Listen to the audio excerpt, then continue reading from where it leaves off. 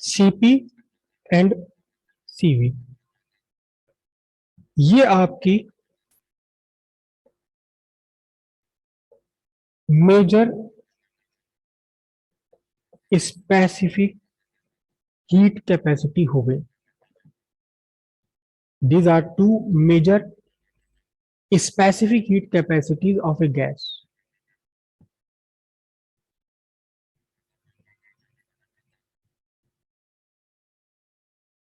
Of a gas. अब थोड़ा सा इसको हम पहले समझेंगे और फिर इन दोनों के लिए एक रिलेशन भी फाइंड करेंगे। समझते हैं, पहले पहले ध्यान से समझना। एक सिलेंडर पिस्टन अरेंजमेंट है।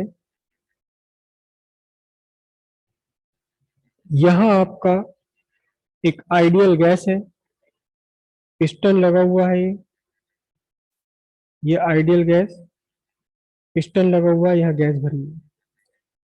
टेम्परेचर गैस का T1 है, प्रेशर P1 है, वॉल्यूम V1 है। ठीक है, आपने इसे हीट दिया। यहां प्रेशर मेंटेन रखने के लिए, प्रेशर मेंटेन करने के लिए यहां कुछ मास यहां रखा हुआ है, पिस्टन के ऊपर कोई वेट्स रखे हुए हैं प्रेशर मेंटेन करने के लिए। प्रेशर कितना है? P1 प्रेशर है। ठीक है, अब क्या किया आपने? आपने गैस को कुछ अमाउंट ऑफ हीट आपने गिवन, हीट आपने दिया। अब हीट देने से क्या हुआ? टेम्परेचर इंक्रीज हुआ। टेम्परेचर इंक्रीज हो गया, चलिए दूसरा डायग्राम ड्रॉ कर लूं। टेम्परेचर इंक्रीज हो गया टू T2। कितना हो गया टेम्परेचर? T2। लेकिन क्योंकि गैस पर आप गैस के मॉलिक्यूल्स की काइनेटिक एनर्जी बढ़ी, काइनेटिक एनर्जी बढ़ी तो प्रेशर बढ़ा। प्रेशर इंक्रीज्ड प्रेशर से क्या हुआ? इंक्रीज्ड प्रेशर से ये पिस्टन निकलकर बाहर चला गया। इंक्रीज्ड प्रेशर से क्या हुआ? इंक्रीज प्रेशर से पिस्टन निकलकर बाहर गया। तो अब प्रेशर उतना का उतना ही रहा, लेकिन वॉल्यूम V1 प्लस समथिंग और इंक्रीज हो गया। प्रेशर आपका जो का त्यों बना रहा। टेम्परेचर कितना हुआ? आपने केवल उतनी ही हीट दी जिससे कि टेम्परेचर T1 प्लस 1 केल्विन और हो जाए। T1 प्लस 1 केल्विन यानी 1 डिग्री राइज आपने, 1 केल्विन राइज आपने किया टेम्परेचर में। तो जो भी आपने अमाउंट ऑफ हीट दी है, this amount of heat is Cp।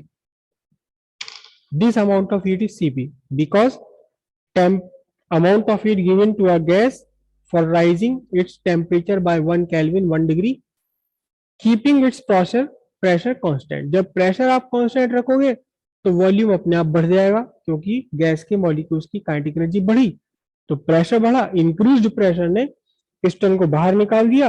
अब फिर से प्रेशर डिक्रीज हो गया एक्सपेंशन से, वॉल्यूम इंक्रीज हो गया, प्रेशर वहीं का वहीं पहुंच गया। कितना पहुंच गया? P1 का P1 ही पहुंच गया वापस। अब ये जो भी हीट गिवन है ये Cp है, करेक्ट। कितनी? मैंने इसको कहा अमाउंट ऑफ हीट है Q1। अब सेकंड कंडीशन देखिए आप। सेकंड कंडीशन में क्या था कि आपके पास वही गैस है, उसी गैस को आपने सेम स्टेट में स्टार्ट किया, सेम स्टेट में ले आए आप। कौन सी स्टेट? जैसी स्टेट आपकी पहले थी, temperature T1, pressure P1, volume V1। और यहां ये पिस्टन था। गैस को आपने ठंडा वंडा करा, ये करा वो करा, उसको वापस उसकी पहले वाली ही कंडीशन में ले आए। ये गैस यहां भरी हुई। इस बार फिर से आपने गैस को हीट देना शुरू किया, हीट देना शुरू किया। लेकिन इस बार आपने क्या हुआ? इस बार आपने कहा कि भी गैस का टेम्परेचर बढ़ जाए, गैस का वॉल्यूम नहीं बढ़ने देना। अगर गैस को हीट देने से गैस के मॉलिक्यूल्स की काइनेटिक एनर्जी बढ़ रही है, प्रेशर बढ़ रही है, और बढ़ा हुआ प्रेशर इस पिस्टन को बाहर निकालने की कोशिश में, तो भी पिस्टन को बाहर नहीं निकलने देंगे हम। पिस्टन को बाहर नहीं निकलने देंगे। क्यों? कैसे नहीं निकलने देंगे? अगर ये बाहर निकलने की कोशिश करेगा तो इसके ऊपर एक वेट तो पहले जो रखा हुआ था P1 प्रेशर का, थोड़ा सा वेट इसके ऊपर और डाल देंगे ताकि बढ़ा हुआ प्रेशर कंपनसेट हो जाए, ये पिस्टन बाहर ना निकले। प्रेशर कितना हो गया? T2 हो गया। टेम्परेचर अब भी उतना ही करा आपने, कितना इंक्रीज करा, जितना पहले T1 था, T1 में 1 डिग्री आपने और राइज कर दिया टेम्परेचर, T1 प्लस 1 हो गया। लेकिन वॉल्यूम क्या हुआ, वॉल्यूम V2 से, सॉरी, क्योंकि वॉल्यूम आपने बढ़ने नहीं दिया तो वॉल्यूम V1 का V1 ही रहा। अब जो भी आपने अमाउंट ऑफ हीट दी है, दिस इज कॉल्ड CV। ये सपोज आपकी Q2 है। The amount of heat given to 1 mole of gas for rising its temperature by 1 Kelvin keeping its volume constant is CV, dispatch heat capacity at constant volume, CV। अब दो आपके experiment है ये, एक बार आपने pressure same रखा, pressure को आपने चेंज नहीं होने दिया, भले वॉल्यूम घटे बढ़े कुछ भी हो। दूसरी बार आपने प्रेशर को बढ़ा दिया लेकिन वॉल्यूम नहीं बढ़ने दिया, प्रेशर भले ही कुछ भी करना पड़े लेकिन वॉल्यूम को चेंज नहीं करने दिया। पहले आपको हीट देना पड़ा Q1, दूसरी बार आपको हीट देना पड़ा Q2। तो आप बताइए कि क्या ये दोनों की दोनों हीट Q1 और Q2 सेम होंगी या डिफरेंट होंगी? Just one answer, whether these two heats Q1 and Q2 are same और डिफरेंट, सेम और डिफरेंट, बस ये आपको बताना है। Raise your hands. दोनों ने ठीक बताया है, ये दोनों गैसेस डिफरेंट होंगी, ये दोनों हीट जो आपने गिवन है, ये दोनों हीट डिफरेंट होगी। Q1 is not equal to Q2। अब जब ये दोनों डिफरेंट हैं तो आप क्या आइडिया लगा सकते हैं कि इनमें से कौन लार्जर है कौन स्मॉलर है? फर्स्ट कंडीशन में आप देखिए, हीट अमाउंट ऑफ हीट आपने दिया Q1, Q1 ने क्या काम किया है, टेम्परेचर T1 से बढ़ाकर T1 प्लस 1 केल्विन कर दिया। साथ ही साथ क्या, क्योंकि गैस का एक्सपेंशन हुआ है, some work is done by the gas, some work is done by the gas for its expansion, बाहर की तरफ ये मूव कर गया तो बाहर की V1 से वॉल्यूम हो गया V1 प्लस डेल्टा V। तो फिर work done by the gas कितना होगा, P delta V, P1 into delta V। तो Q1 का जो यूज है, Q1 equals to what,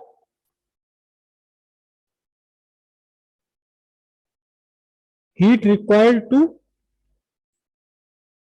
rise the temperature plus heat required to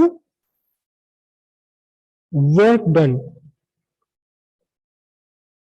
by the gas for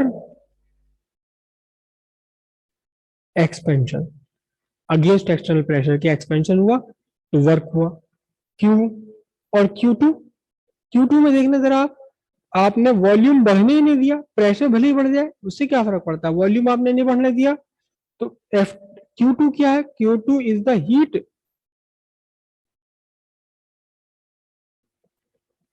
heat required to rise the temperature only। Work done यहां 0 है, क्यों है, क्योंकि work done का फॉर्मूला क्या होता है, work done is equal to होता है P delta V, pressure into change in volume. लेकिन यहां डेल्टा V क्या है, यहां डेल्टा V आपका 0 है, वॉल्यूम में आपने चेंज नहीं होने दिया, भले ही प्रेशर चेंज हो जाए, जब वॉल्यूम में चेंज ही नहीं होने दिया तो वर्क कितना हुआ, 0। ना तो गैस ने वर्क किया और ना गैस पर कोई वर्क हुआ। तो सेकंड केस में आपने जो हीट दी है, it this heat increase the temperature only, the heat required is to raise the temperature only. और फर्स्ट केस में आपने क्या कहा, heat is required in 2 ways, some amount of heat required to rise the temperature, to increase the kinetic energy, to increase the internal energy of molecule, and some heat is also required to do work done, to do some work by gas for its expansion against external pressure। तो simple सी बात है, rise तो temperature का दोनों में एक ही जैसा हो रहा है, but the amount of heat Q1 is slightly larger than Q2। क्यों, क्योंकि यहां थोड़ी सी एक्सपेंशन ऑफ गैस के लिए भी आपको हीट देनी पड़ेगी। That's why Q1 is greater than what, Q2। तो Q1 Q2 ये क्या चीज है, अगर हम 1 मोल गैस के लिए बात कर रहे हैं तो ये Cp है, 1 मोल ऑफ गैस के लिए बात कर रहे हैं तो ये क्या है, Cv है। तो सिंपल सी बात है कि Cp is greater than Cv। Specific heat capacity of a gas at constant pressure is larger than the specific heat capacity of same gas at constant volume। चाहे आप 1 मोल के लिए बात कर लें या 1 ग्राम के लिए बात कर लें या 1 किलोग्राम के लिए बात कर लें, दोनों ही केसेस में, किसी भी केस में Cp is greater than Cv। Specific heat capacity of gas at constant pressure is larger than specific heat capacity of gas at constant volume। Cp greater है Cv से। इसे फिर से समझ लीजिए आप। आपने गैस को हीट दिया, एक गैस को आपने हीट दिया, 1 मोल ऑफ गैस है सपोज आपके पास, आपने गैस को हीट दी, इतनी हीट दी कि टेम्परेचर बढ़कर T1 अगर था तो T1 प्लस 1 केल्विन हो गया, 1 डिग्री टेम्परेचर राइज किया। जब आप हीट दे रहे हैं, टेम्परेचर राइज कर रहा है, तो सीधी सी बात है गैस के मॉलिक्यूल्स की काइनेटिक एनर्जी बढ़ जाती है। काइनेटिक एनर्जी बढ़ी तो प्रेशर इंक्रीज हो गया, और जब प्रेशर इंक्रीज हुआ तो पिस्टन बाहर की तरफ मूव कर गया। आपने पिस्टन को रोकने की कोशिश नहीं करी, क्योंकि प्रेशर आपने जो का त्यों मेंटेन रखा हुआ P1 प्लस P1, P1 से P1 ही रखा हुआ प्रेशर। अगर वॉल्यूम एक्सपेंड हो रहा है तो आपने उसे होने दिया, वॉल्यूम एक्सपेंड हो रहा है तो आपने उसे होने दिया। अब मैथमेटिकल इक्वेशन पर आ जाते हैं। फर्स्ट लॉ ऑफ थर्मोडायनेमिक्स क्या है, dq equals du plus dw। ये क्या है, हीट गिवन। ये क्या है, increase in internal energy, that is increase in temperature. du जो है ये actually increase in internal energy, लेकिन जब इंटरनल एनर्जी इंक्रीज हो रही तो टेम्परेचर भी इंक्रीज हो रहा है। और dw क्या है, dw आपका है work done by the gas. क्यों, क्योंकि गैस का एक्सपेंशन हो रहा है, क्योंकि गैस एक्सपेंड हो रही तो work is done by the gas. Temperature आपने राइज करा कितना, बाय 1 केल्विन। कुछ आपका वर्क चाहिए dw, हीट आपने कितनी दी, Q1। Q1 ने दो काम किए, टेम्परेचर इंक्रीज किया बाय 1 केल्विन और कुछ वर्क डन भी किया। कुछ इस Q1 का पार्ट यूज हो गया कहां, for work done by gas against external pressure Q1। Second case में आपने क्या काम किया, सेकंड केस में आपने हीट दी गैस को, टेम्परेचर वही था, प्रेशर वही था, वॉल्यूम वही था, वही कंडीशन जो आपकी पहले वाली कंडीशन थी। अब भी सारी की सारी वही कंडीशन है, वही कंडीशन है सारी। टेम्परेचर भी आपने उतना ही इंक्रीज करा, T1 से इंक्रीज कर दिया T1 प्लस T1 प्लस 1, यानी 1 डिग्री 1 केल्विन आपने राइज करा। वॉल्यूम इस बार आपने मेंटेन रखा, जैसे ही टेम्परेचर राइज हुआ, गैस का प्रेशर इंक्रीज हुआ, this piston tends to move outward, ये बाहर निकलने की कोशिश करता है। इसकी कोशिशों को आपने नाकाम कर दिया, इसके ऊपर और वेट रख दिया। गैस के एक्सपेंशन से प्रेशर, प्रेशर इंक्रीज होने से एक्सपेंशन की टेंडेंसी है, तो पिस्टन पिस्टन पर गैस ने बाहर की तरफ को प्रेशर लगाया, एक्स्ट्रा प्रेशर लगाया। अभी भी प्रेशर लगा रही थी, लेकिन वो प्रेशर किससे कंपनसेटेड था, जो आपने पिस्टन के ऊपर वेट रखा हुआ है। अब प्रेशर बढ़ गया, लेकिन आपने क्या पिस्टन नहीं चलने देगा बिल्कुल भी बाहर की तरफ, तो आपने क्या करा, इसके ऊपर थोड़ा सा वेट और रख दिया, तो प्रेशर बढ़कर हो गया P1 से P2 तक, लेकिन वॉल्यूम जो का त्यों बना रहा। अब वॉल्यूम में चेंज यहां नहीं है, there is no change in volume. तो फिर इसी इक्वेशन में जब आप लिखोगे dq कितना है, Q2, dq कितना है, dq है Q2, और du कितना है, du तो बिल्कुल वही है, बाय 1 केल्विन आपने इंक्रीज कर रहा, और वर्क डन इस बार कितना हुआ, 0, because there is no change in volume. ये जो dw होता है, ये dw कितना है, dw की वैल्यू है pressure into change in volume. तो जब वॉल्यूम में चेंज नहीं हुआ तो फिर 0 रहा। सिंपल सी बात है, Q1 रिक्वायर्ड है दो काम के लिए, टेम्परेचर भी इंक्रीज करना है, वर्क भी करना है।